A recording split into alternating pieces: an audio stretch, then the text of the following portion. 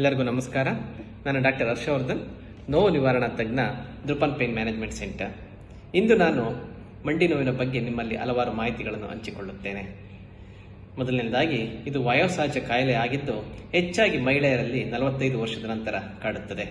ದೇಹದಲ್ಲಾಗುವ hormone ವ್ಯತ್ಯಾಸದಿಂದಾಗಿ ಮೂಳೆ ಸವೆತ ಉಂಟಾಗುತ್ತದೆ.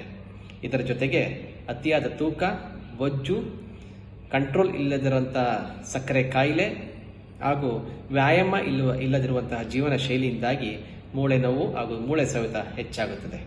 ಇದನ್ನು ಪ್ರಾರಂಭಿಕ ಹಂತದಲ್ಲಿಯೇ ಪತ್ತೆ ಹಚ್ಚುವುದರಿಂದ ಇದನ್ನು ಲಾಸ್ಟ್ ಸ್ಟೇಜಿಗೆ ಹೋಗೋದನ್ನು ತಡೆಗಟ್ಟಬಹುದು. ನಮ್ಮಲ್ಲಿ ಶಸ್ತ್ರಚಿಕಿತ್ಸೆ ಇಲ್ಲದೆ ಹಲವಾರು ಥೆರಪಿಗಳಿಂದ, ರೀಜನರೇಟಿವ್ ಥೆರಪಿಗಳಿಂದ ಮಂಡಿ ನೋವನ್ನು ತಡೆಗಟ್ಟಬಹುದಾಗಿದೆ.